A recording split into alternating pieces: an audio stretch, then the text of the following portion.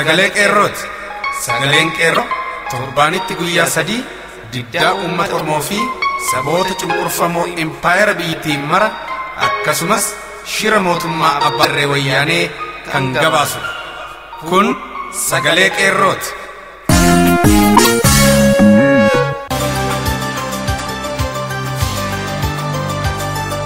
Adoolessa 9 bara 2016 harka fuuni akkam jirtu kabajamuuf jaallatamu dhaggeeffattoota sagalee qeerroo. Kun qophii sagalee qeerroo kallattiin Oromiyaa irraa isiniif darbudha. Akkuma barame jalqaba irratti oduu isin dhageessisna, hangafoota oduun isin dhageessisa. Godinaalee Arsii bakkoota tokko tokkotti sakatta'insi humnoota wayyaaniitiin gaggeeffamu akkuma itti fufeetti jira. Fincilli xumura gabrummaa kutaalee Oromiyaa garaagaraa keessatti gaggeeffamaa jira. Eebba Yuunivarsiitii Finfinnee adeemsifamu irratti yaadannoon sammuu gootota wareegamaniif akka taasifamu qeerroon yuunivarsiitichaa gabaase. Bal'ina oduu kanaa Jaal'irguu Sabaa qabatee isiniif dhiyaata. Qophii addaas ni qabna, wallee warraaqsaallee qaama qophii keenyaati. Isin keessummeessaa kan si faana turu an Jiituu Gadaati. Amma sududumaan gara oduuttan isin dabarsa. Godina Lixa Shaggar giddu galeessa Oromiyaa magaalaa Gincii keessatti warraaqsi biyyaalessa Oromiyaa fincila xumura gabrummaa marshaa 6ffaan haala ho'aa ta'een jabaachuun kan itti fufe yoo ta'u, barataa kutaa 9ffaa barataa Oromoo Asheetu Warquu Morodaa dhukaasa loltoota wayyaanee irraa uummata irratti banameen wareegamee jira. Kanneen madaa'anis kan jiran yoo ta'u, yeroof maqaan adda baafamee kan nu hin qaqqabne ta'uun ni hubachiifna. Sochiin warraaqsa biyyaalessa Oromiyaa fincila xumura gabrummaa roga hundaan jabaachuun marsaa 6ffaan finiinaa jiraachuun cinaatti mootummaan abbaa irree wayyaanee kan gaaffii mirgaaf deebii kennuu hin dandeenye abdii kutannaa isaa dhumaarra waan ga'ee jiruuf waraanni agaazii uummata irratti bobbaasuun dhukaasee dargaggoota Oromoo ajjeesuu fi madeessuun kaan ukkaamsee hidhaatti darbuun yakka waraanaa uummata siivilii irratti raawwachuun itti fufee jira. Uummanni Gincii fi qeerroon dargaggoonni Oromoo gaaffilee armaan gadii dhaadannoo godhachuun warraaqsa finiinsan. Hidhamtoonni Oromoo hundi haa hiikaman, duulli dugugginsa sanyii loltoota agaazii ji'oota 8 nurratti gaggeeffamaa jiru nurraa dhaabbachuu qaba. Oppidiyoon aangoo gad lakkisuun Oromiyaa ficcisiisuuf saamsisuurraa dhaabbachuu qabdi. Ajjechaa seeraan alaa Oromiyaa Bahaa Harargee fi Arsii akkasumas Oromiyaa kutaa garaagaraa keessatti itti fufinsaan gaggeeffamaa jiruuf Oppidiyoo fi mootummaa wayyaanee EPRDF itti gaafatamuudha seeratti dhiyaachuu qabu. Gaaffii mirga abbaa biyyummaaf deebiin nuuf kennamuu qaba. Ajjechaan hidhaa fi doorsisni waraanaa agaazii fi poolisii federaalaa qabsoo mirga abbaa biyyummaa keenyaa irraa duubatti nu hin deebisu. Maaster pilaaniin Finfinnee fi qeerraa uummata buqqisuuf manni jireenya uummata irratti diiguun dhaabbachuu qaba. Kanneen balaa kanaan gaaga'amanii jiraniif wayyaaneen itti gaafatamuu qaba jechuun warraaqsa finiinsuun daandii konkolaataa gara lixa Oromiyaatti geessuu fi lixa Shaggar bakkoota hedduutti cufamee ooleera. Qeerroon dargaggoonni hedduun madaa'aniiru. Hedduun hidhaatti guuramaniiru. Magaalaan Gincii fi sochii warraaqsa biyyaalessa Oromiyaa keessatti hangafummaa kan qabdu sochiin warraaqsa biyyaalessa Oromiyaa marsaa 6ffaa utuu walirraa hin citin ji'oota 8ffaaf itti fufiinsa warraaqsaaf finiinsuun wareegama qaalii kanfaluun abbaa irree wayyaanee dura dhaabbachuun bifa adda ta'een warraaqsa fincila xumura gabrummaa finiinsan. Oduu biraan torbee darbe kutaa Finfinnee kutaa bulchiinsa Nifaas Silkii Laaftootti manneen seeraa ala ijaaraman jedhaman wayyaaneen diiguuf humna qabdutti fayyadamuudhaan uummannis dura dhaabbachuun fincila ka'een lubbuun namoota hedduu darbuun ni yaadatama. Wayyaaneen afaan qawweetti fayyadamuudhaan mana hiyyeessaa diiguu irratti kan xiyyeeffatte ammallee kan hin dhaabne manni amma diigamuuf karoora keessa seenee jiru mana uummataa 1550 olidha. Akka odeeffannoon ibsutti 1000 hedduutti kan lakkaa'aman uummanni bakkeetti gatamee jiraachuunis ifaadha. Ammas haala kana fakkaatuun yeroo ammaa kutaa magaalaa Aqaaqittis manneen uummataa diigamuuf karoorfamee jiru adda durummaadhaan uummanni 500 ol ta'u bahee dura kan dhaabbate mana isaanii keessaa guuruudhaan mana hidhaatti guuranii erga hidhanii booda gara manneen isaanii diiguutti tarkaanfataa jiraachuunis odeessi gamasii nu gahe addeessa. Mana keenya hin diignu mana keessan diigaa jechuunis adda durummaanis uummata keessaa abbootii manaa walitti qabuunis dura dhaabbannee falmuu qabna kan jedhanis isin adda bilisummaa Oromoodha jechuun namoonni 21 yakka siyaasaatiin hidhamanii jiru. Wayyaaneen namoota jajjaboo ta'an kana sodaa irraa qabdu diigamuu mana isaanii dura kan dhaabbatan addatti Oromoo qofa walitti qabdee isin adda bilisummaa Oromoo fi qeerroo deeggartuu jechuunis hidhaatti guuraa jirti. Bifuma wal fakkaatuun godina addaa Oromiyaattis waraqaan qeerroo kaleessa bittimsame. Lafa keenya kennuu hin qabnu, dhimmi lafa keenyaa lafee keenya. Wayyaanee hin ilaallatu, lafti Oromiyaa abbaa biyyummaa keenya haa mirkaneeffannu. Oppidiyoon bakka nu hin buutu jechuun godina addaa Oromiyaa Burraayyuu fi Laga Xaafoo keessatti bittimfamuun qeerroon gabaasee jira. Kanaaf wayyaaneen dhimma babal'ina lafaa yaaduu miti. Amma gara fincila xumura gabrummaa sodaatti deebitee konkolaataadhaan waraana ishee keessaa deddeebisaa jirti. Laga Xaafoottis guyyoota muraasa dura diigumsa mana jireenyaa kutaa magaalaa Laaftoo balaaleffannaa jechuun waraqaan tamsa'ee ture. Wayyaaneef yaaddoo ta'eera. Oduu biroon naannoo godina Matakkal aanaa Daangurmaan Busitti waraqaan wayyaanee shororkeessitoota ishee nu keessaa baasuu qabdi jechuun barreeffamee maxxanfame guyyaa lamaa oliif kan turedha. Kana malees beegii bakka gabaa Dafnoo jedhamutti hordoftoonni amantaa Islaamaa guyyaa Ramadaanaa hiikaatti erga salaatanii gara qe'eetti galanii booda qabsoo itti fufaniiru. Hordoftoota amantaa Musliimaa kan ta'an maqaa shororkeessitummaa amantaa Musliimaa jedhu namoonni 13 ukkaanfamuun wal qabatee diddaan uummataa cimee jira. Gama biraatiinis aanicharraa namoonni kanneen dura Sudaaniin ukkaanfamanii fudhataman keessaa namni 24 deebifamanii jiru. Kunis uummatatti shakkii uumuudhaan namoonni kun irra guddaan isaanii deeggartoota mootummaa wayyaanee waan ta'aniif wayyaanee dhumatu saba biraa nurratti qindeessee jira jechuunis fincilli uummataa aanaa kanatti eegalee jira. Karaa biraan daandii lixarraa gara Gidaamii fi Beegiitti dabarsu bakka sadiitti cufamee ture. Beegii fi Gidaamii gidduutti kan cufame hanga har'aatti jira. Barattootaaf dargaggoowwan gowwoomsaa garaa garaan humna loltummaa wayyaaneef deeman darara cimaa keessa jirra jedhu. Mootummaan shororkeessaa wayyaanee barattootaaf dargaggoota humna egereef utubaa biyyattii ta'uuf aggaaman addatti ol adeemtota dhuka biyyaa ta'uuf deemsa gaariirra jiran. Qarshiif oduu garaa garaan waaliloota isaan kanneen akka harree ba'aasaa baatanii jiraataniin gowwoomsuun tibba kana marsaan oofee gara leenjiitti isin geessina jechuun warraa fi ilma addaan tamsaasaa jiraachuun eenyuufillee hubatamaadha. Haa ta'u malee barattoonni deeman akka bilbilaan dubbatanitti bilbila torbanitti al tokko kan itti laatu dubbachuun itti fufanii bakki nuti jirru dhugaa dubbachuuf hongeef beellisaa waan nu galchu hin fakkaatu. Leenjii osoo hin taane ciraa bal'aa wayii nu cirsiisaa jiru. Sun immoo egeree keenyaaf abdii kutannaa nuuf ta'eera. Guyyaa manaa baanee abaaraa akka hafnu nu saaxilee jira. Jechuun maatii fi firootatti bilbilanii boo'aa akka jiran dhagahamee jira. Qeerroo Qellam Jimmaa Horroo. Qellam ona Jimmaa Horrootti waraanni wayyaanee uummata hiraarsaa jiraachuun qeerroon gabaasee jira. Torban tokko ol kan ta'u humni waraana wayyaanee tarkaanfii uummata nagaa irratti fudhateen dargaggoonni onichaa hedduun miidhamuun gabaafame. Wayyaaneen Qellam Wallaggaa ona kana keessaa humni waboo seenee keessa jiraachaa jira jechuunis yeroodhaa yerootti sakatta'insa jabaa fi waraana ishee ramaduun qeerroon onicha keessaa gabaasuun ni yaadatama. Jiraattota onicharraa miidhaa gahaa turan uummanni bakka osoo hin laanne fincila xumura gabrummaa yoomillee kan hin dhaabbanne ta'ee waan itti fufeef dabalataan kaleessa adda irratti uummanni sagalee tokkoon mootummaa gabroonfataa kana hin feenu hidhamtoonni keenya nuuf haa gadhiifaman wayyaaneef gibira hin kenninu abbaan biyyaa Oromoodha waboon gaachan uummata Oromooti dhiigni ilmaan Oromoo bilisummaadhaan deebiti jechuun sagalee uummata onaa kana keessatti dhagahamaa kan ture Ramadaana baasuu irratti tokkummaadhaan uummanni ba'ee kan ture yommuu ta'u wayyaaneen hanga baadiyyaatti waraana ishee ramaddee uummaticha keessaa waboon seenee jira. Uummanni ona Jimmaa Horroo guutuun adda bilisummaa Oromoo deeggara kan jedhu akkuma armaan duraa xiyyeeffannoo itti gochuun namoonni nageenyaan hidhamaa fi hiraarfamaa jiraachuun qeerroon har'a gabaasee jira. Yuunivarsiitiin Wallaggaa barsiisota ganna kana barnootaaf dhufan doormii dhoowwachuun barsiisota rakkoo guddaa irraan gahaa jira. Yuunivarsiitiin Wallaggaa barsiisota gannaa kan barnootaaf dhufan dafanii akka isaan gara moorichaa seenaniif argaman jechuun akeekkachiisa dhumaa baasee barsiisota kana waamee ture. Garuu barsiisonni kun guyyaa kana kabajanii haa argaman malee moorichi sirnaan nu keessummeessaa hin jiru jechuun barsiisonni barnootaaf gara moorichaa dhufan rakkachaa akka jiran beekamee jira. Akka maddeen keenya achirraa nu ibsanitti yuunivarsiitichi rakkoo maallaqaa waan qabnuuf hangasittuu doormii akka hin seenne jechuun barsiisonni kun akka ugguraman taasisaa jiraachuun beekamee jira.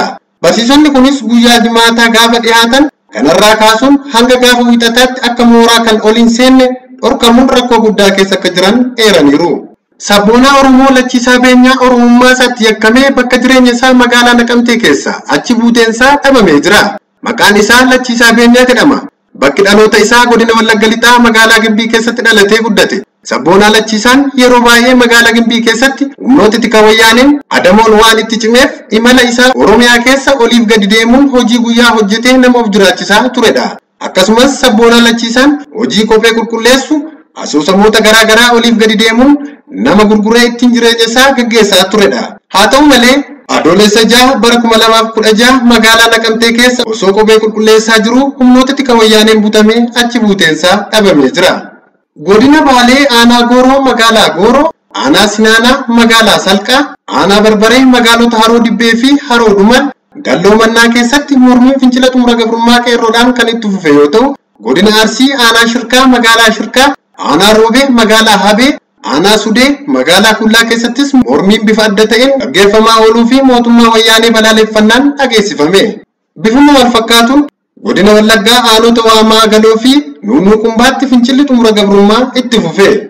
Qabeenya mootummaaf burqaa maallaqa isaa hongeessuuf sochii qeerroo leeqaa Wallagga Bahaatti taasisaa tureen milkii abdii guddaa namatti horu dalagameera. Kanaan wal qabatee qeerroo uummata isaa akka xaa'oo mootummaa hin fudhanne uummataaf gorsa lafa jala taasiseen addatti boqqolloo yoo qottan hin babbaqiinaa jechuun iyyumaaf isa saaxilaa jiraachuu hawaasichi hubachuun xaa'oo fudhachuun uummanni diinaaf sossobaaf sanyii tola baasee hiraa jira. Uummanni injifannoo argate kanaan hedduu booneera. Oduu biraan humni mootummaa wayyaanee lafa gurguruun beekamtii addaa kan qabu lafa qotisaa taasisuun lafa uummanni leeqaa waggoota hedduuf waliin loowwan irraa dheechisaa ture naannoo Lugoo Waamaraa gamaa gamanasaa abbootii qabeenyaatti gurgurachuun keessattuu naannoo Oddoo, Bocoloo fi Baanqoo jedhaman irraa qotisaan bultoota dhibbaan lakkaa'aman kaasee kan gurgurate sochii qeerroo leeqaaf qotisaan bultootaan haxaa'amanii baaniiru.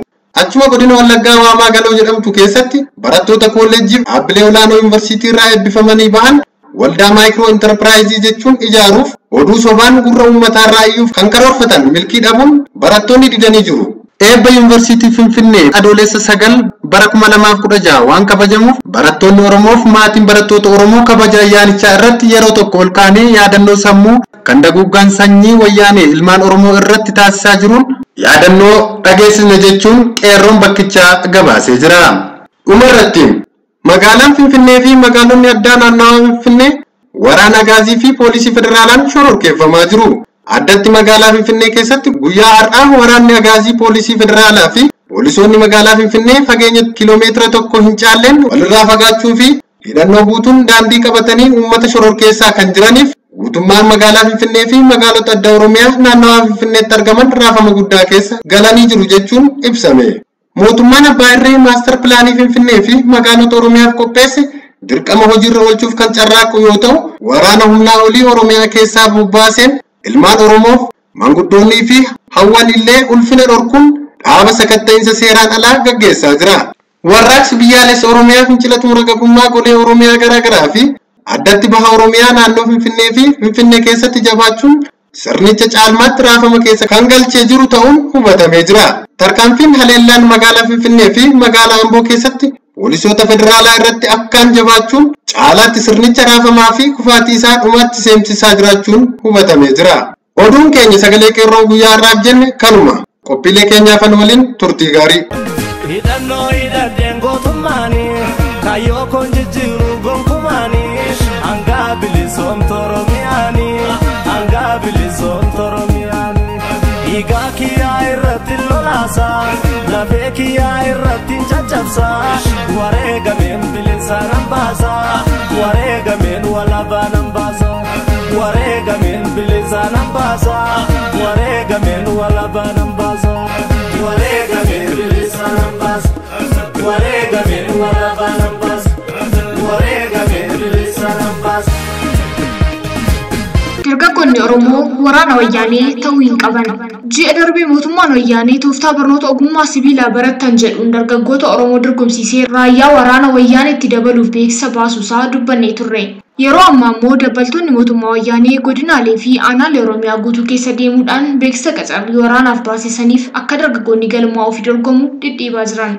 Sababni yeroo kanatti mootummaan wayyaanee dargaggoota raayyaa ittisa biyyaatti dabaluuf deemuuf baay'ee yoo ta'u isaan keessaa muraasni hidhannoo hidhadheen gootummaanii kaayyoo koon jijjiiruu gonkumaanii hangaa bilisoomta Oromiyaanii hangaa bilisoomta Oromiyaanii dhiigaa kiyyaa irratti lolaasaa lafee kiyyaa irratti caccabsaa wareegameen bilisa nan baasaa wareegameen walabaa nan baasaa wareegameen bilisa nan baasaa wareegameen walabaa nan baasaa wareegameen bilisa nan baasaa wareegameen walabaa nan baasaa wareegameen bilisa nan baasaa.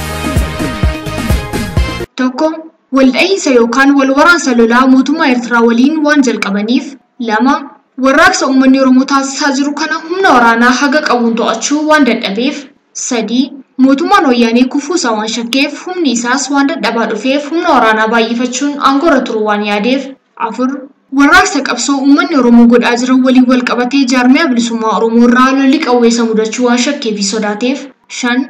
Ajajoonni waraana wayyaanee irraa baay'een Tigroota yoo ta'an fakkeessuuf immoo 2 fi 3 jeneraalonni birgaaderotaa fi ajajoota waraanaa muraasa saba biraa keessaa shuumamanii kan jiran waraana isaanii waliin wayyaanee ganuu hin oolan shakkii jedhuun yaadda'anii waan jiraniif. 6. Yeroo garaagaraa nageenya gaanfa Afrikaa eegsisuu shororkeessitoota akka Alshabaab baha Afrikaatti qulqulleessuu fi kan kana fakkaatan sababeeffachuun waraana isii harka caalu gara Somaaliyaa, Ruwaandaa fi kan kana fakkaatanitti erguun beekamti. Waraanni isaanii yoo ergaman waggoota muraasaaf ergama isaanii xumuranii harki baay'een biyyatti ni deebi'u jechuun abdiin eeggachaa turtus wanti sii qunname faallaadha. Waraanni garas geeffame deebi'u caalaa durguugamanii haaraatti irratti dabaluuf wayyaanee dirqisiisaa turuun lakkoofsa baay'ina waraanaa qabdu saffisaan waan jalaa gadi buuseef. 7. Miseensonni raayyaa ittisa biyyaa mootummaa kana jibbuu irraa kan ka'e karaa ittiin waraana keessaa bahan yookaan miliqan dhabuun of ajjeesuun maraachuu fi dhibee biraan waan miidhamaniif baay'inni waraanasii garmalee waan gadi bu'aa jiruu fi kan kana fakkaatu irraa ka'uun waraanasii ol guddifachuuf yaaddeetti. Kun ta'ee osoo jiru yeroo ammaa sababoota garaagaraa irraa ka'uun dargaggoonni Oromoo raayyaa itti biyya kanaaf galmaa'aa jiraachuu odeeffannooleen nu gahaa jira. Sababoonni ilmaan Oromoo raayyaa waraana wayyaaniif itti galmaa'aa fi dorgomaa jiran akka hubanneetti sababoota muraasatu jira. Hidhannoo hidhadheen gootummaanii kaayyoo koon jijjiiruu gonkumaanii hangaa bilisoomtu Oromiyaanii hangaa bilisoomtu Oromiyaanii dhiigaa kiyyaa irratti lolaasaa lafee kiyyaa irratti caccabsaa wareegameen bilisa nan baasaa wareegameen walabaa nan baasaa wareegameen bilisa nan baasaa wareegameen walabaa nan baasaa wareegameen bilisa nan baasaa wareegameen walabaa nan baasaa wareegameen bilisa nan baasaa. Tokko. Hawaasni keenya irra baay'een isaanii gandoota baadiyyaa fagoo keessa waan jiraatanii fi barumsaa fi odeeffannoo gahaa dhabuun salphaatti sobamuun. 2. Hiyyummaa garmaleetiin abdii kutanii jiraachuuf onnee horachuu caalaa du'a filachuun akkasumas hojjetanii if jijjiiruu daran waraana ta'anii yoo lubbuun hafan immoo boruunaaf darbuu hin oolu jedhanii karaa du'aa kana filachuun. 3. Gariin ilmaan Oromoo ta'anii shira mootummaa kan saba isaa irratti raawwatu kana salphisanii ilaaluun yookaan dantaa dhabummaa fi maalla dhibdeen haguugamanii waraana wayyaanee ta'uuf murtii dogoggoraa fudhachuun gara waraana wayyaanee seenuuf kan murteessan ta'uu malan. 4. Gariin immoo dhiibbaa haalli naannoo itti dhalatanii fi guddatan irratti godheen dhimma sabummaa fi quuqqama Oromoo irratti hubannaa dhabaafis tahee osoo beekanii kanneen Itoophiyaa leellisan biyya teenya diina irraa ittifna jedhanii gara waraana wayyaanee seenuu filataniis muraasni hin dhabaman. 5. Tooftaa wayyaaneen beeksisa isii irratti ogummaa sibiilaa barachuuf jechuun fayyadamtu dhugaa si'anii dhuguma ogummaa sibiilaa barana jedhanii gara waraana wayyaanee seenuuf galmaa'an. 6. Garii immoo fedhii waraana seenuu qabaachuu irraa kan ka'e waraana bilisummaa Oromoof qabsaa'u haala itti argatan mijaa'aa ta'uu dhabu. Sagaleen waraana bilisummaa Oromoo fagaachuu qaamni odeeffannoo dhugaa irraa argatanii fi maadheeleen amanamtuun kallattiin odeeffannoo dhugaa laachuun gara mooraa waraana Oromoo qajeelchitu waan hin jirreef yookaan waan dhabaniif. 7. Gariin hubannaa gahaa osuma qabanii waraana wayyaanee ta'us osoma jibbanii osoma shirri duguuggaa sanyii wayyaaneen saba isaarratti raawwatu kunis garaa gubuu mooraa isaaniitti eegalleen je'ee booda tooftaan hulluqee bahee wayyaanee ganee waraana qabsoo Oromootti makamee saba kootiif falma jedhee yaaduunii fi sababoota kana fakkaatan kan biraarraa ka'uun gara waraana wayyaanee seenuuf murteessuu malan jedhee yaada. Akkuma beekamu mootummoonni warra kaabaa kan eega Oromiyaa weeraranii as Minilik irraa jalqabii haga wayyaanetti sababa garaagaraatiin uummata Oromoo duguugaa walittis duulchisaa kan turan ta'uu ragaan seenaan ibsa. Minilik ilmaan Oromoo fixuu ka jalqabee gaafa Oromiyaa weeraru yoo ta'u innis harka walakkaa ol Oromoon fixaa ture. Qoreen baasan kan jedhan san inni baariyaan baraas yookaan yaamicha Oromootti balaan baraas jedhee nu cabse. Hiikni isaa gabra gabrummaan akka jechuuti. Gaafa siikaasee haga har'aa hawaasni kaabaa Oromiyaa weeraree kun saba guddaa biyyattii tokko sadaffaa yookaan 40 kana guutuu kanatti fayyadamaa jiran. Haayile Sillaasee fi Dargiinis akkasuma. Haa ta'u malee shira hamaan hunda caalaa kan ammaa Oromoo lafarraa duguugaa turee fi itti jiru kan ammallee ilkee ciniinnatee sanyii nu gabaasuuf tashatee jiru keessaa kan akka wayyaanee hin jiru yoon jedhee ni dhaadhessee laata. Hidhannoo hidhadheen gootummaanii kaayyoo koon jijjiiruu gonkumaanii hangaa bilisoomtu Oromiyaanii hangaa bilisoomtu Oromiyaanii dhiigaa kiyyaa irratti lolaasaa lafee kiyyaa irratti caccabsaa wareegameen bilisa nan baasaa wareegameen walabaa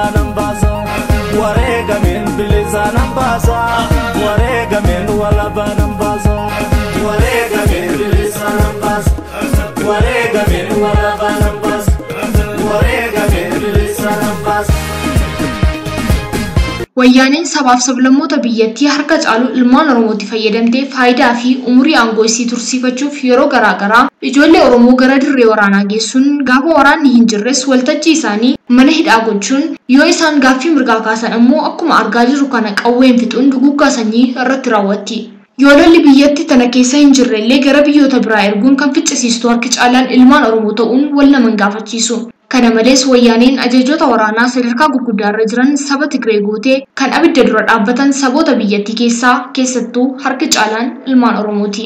Jeneraalonni waraana biyyattii keessa gara dirree lolaatti ergamanis firii lamaan saba Oromoo keessaa bahan ta'urraa kan ka'e wal waraansa wayyaaneen biyyoota biraa waliin taasisaa turte keessattis jeneraalonni wayyaanee tokko osoo qeensi irraa hin cabin haga ammaa aangoo irratti aangoo qabeenya irratti qabeenyaan badhaadhaa jiran. Kanaaf ragaa kan ta'u akka barlakkooytuu Awurooppaatti bara 1998 keessa gaafa mootummaa Itoophiyaa fi Eertiraa jidduutti waraanni geggeeffamaa ture caamsaa 1998 haga waxabajjii 2000tti waggaa lamaaf walakkaa oliif lola geggeeffame qofarratti waraana Itoophiyaa irraa lubbuun 100 haga 123 tilmaamamu kan mancaafame akka ta'e seenaan ragaadha. Dargaggoota biyyattii kan waraana irratti du'an keessaa 40% saba Oromoo ta'uun beekamaadha. Lafa kutii xiqqoo baadimmee fi shiraaroo jedhamuun beekamtu tan gammoojjummaa marga tokko keessatti hin biqilchinee fi cirrachaaf kattaa qofaan tan Itoophiyaa fi Eertiraa jidduutti argamtu tanaaf ilmaan namaatun marti dhumuun maal jedhama? Egaa kabajamtoota uummata Oromoo fi dargaggoota keenya akkuma beekamu nuti dhimmi keenya yookaan falmiin keenya wayyaanee irratti malee uummata Eertiraa yookaan saba biraa irratti miti. Wayyaanee fi Eertiraan dhamaa walii waan qabaniif isaan achumatti haa fixatan. Kanas ta'uu san nuti ilmaan Oromoo garuu gonkumaa raayyaa ittisa wayyaanee yookaan waraana wayyaanee taanee faayidaa wayyaanee eegsisuu hin qabnu. Kanaaf ilmaan Oromoo hundi beeksisa qacarrii waraana isaanii irratti tokkoon keessanuu akka hin hirmaannee fi namoota hubannoo kana hin qabneef immoo dirqama akka hubatan godhuudhaan lammii keenya baraaruun dirqama Oromummaati. Akkuma wayyaaneen ilmaan isaanii ajajoota gootee keenya lolchiistu nutis wallaalaa keenya barsiifannee gowwaa keenya gorfannee kan dagaman hubachiifnee osoo boruuf hambifannee badaa miti. Hundeen keenya illee nu tokkolmaan Oromtichaa tokkummaa dhabuut nu tolchee saba garbichaa egaa hin gabroomnu bara dhufee darba wallaalaa barsiifne beekaa keen qabanne ofirraa buqqifnaa warra abbaa irree tuuta kanniisa Oromoon tuuta kanniisa tuuta kanniisa Oromoon tuuta kanniisa haa ol kaasa wal jajjabeessa. Walumaa galatti ilmaan Oromoo wallaalaa fi rakkinaan xaxamanii wayyaanee fi dabbaloota isiitiin sobaman waraanatti guuraman yoo dandeenye gorsinee irraa dhowwuu qabna. Hundi keenya bakkuma jirrutti haala dandeenyu maraan ittisuu qabna malee walaa nyaattu jennee callisuun waraanni lolu kun eessaa dhufee dagachuu ta'a. Waraana ajjeefamuu keessa Oromoon ni jira. Oromoonni haga ammaa lafa namaa irratti sababa malee lubbuun gaaga'amaa turan kun osoo Oromiyaaf kan qabsaa'an ta'e qaata bilisummaa gonfannee ture. Haa ta'u malee kan kanaaf sababa ta'e wayyaanee qofa osoo hin taane nutis dhaaba qabsoo waraana guddaa hidhachiisee qabsaa'u maqaa malee hojiin dhabuunis sababa biraati.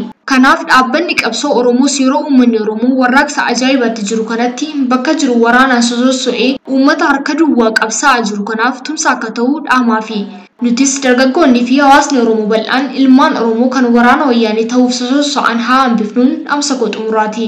Barruu koo waa'ee raayyaa ittisa wayyaanee irratti barreesses asumatti hin goolaba. Isin immoo waan yeroo keessa wareegdanii faana turtaniif galata Oromummaa argadha. Horaa bulaa.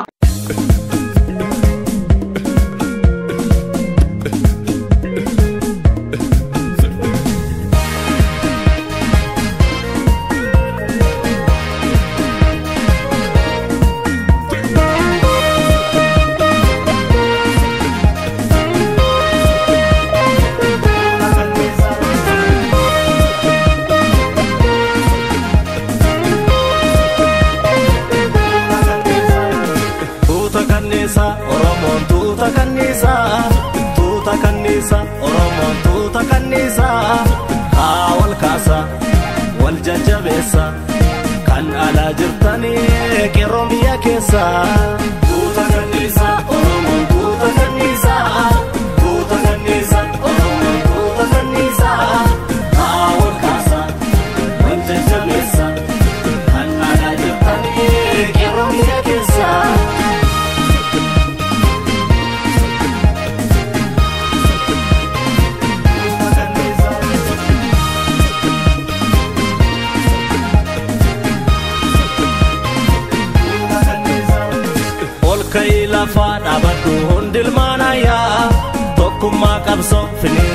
walol mambiya iya lapsi iya bilisumma ormi nufinu fuke roko nutu waliftima tuta ganisa oromo tuta ganisa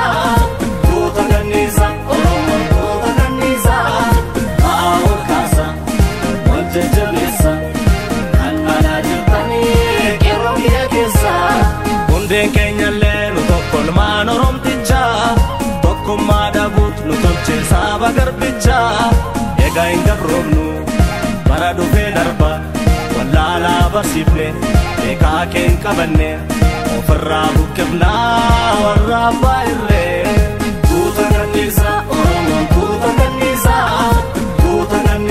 oromo tuta ganisa awal kasa wajjabisa kan ala jirtani kero biya kesa idanno idadengo tumani kayo konjijiru gonkumani anga bilisom toromiani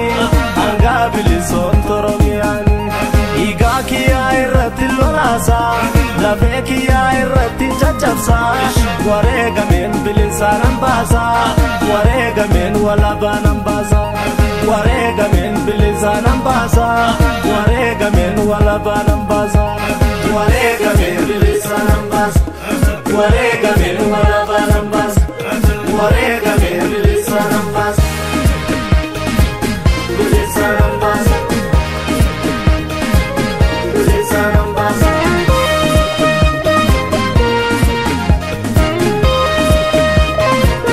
bilisa nambasa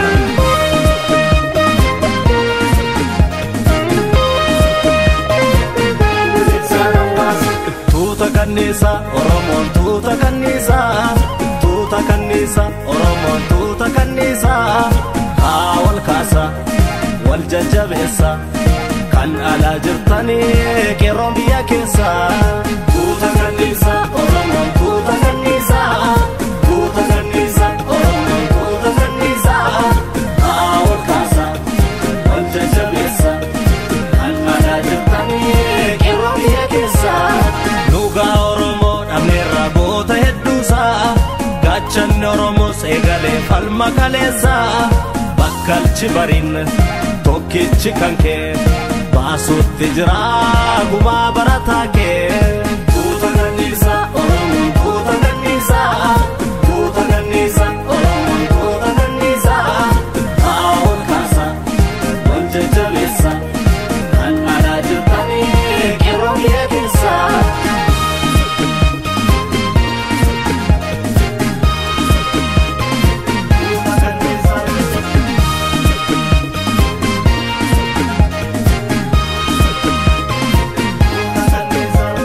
idanno idadengo tumani kayo konjijiru gonkumani anga bilisom toromiani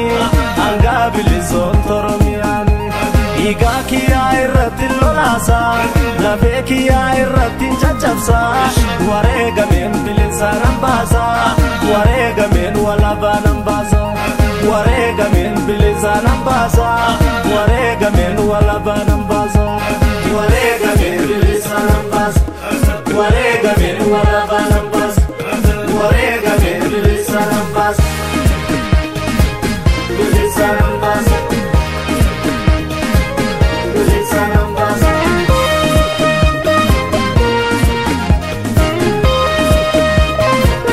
bilisa nambasa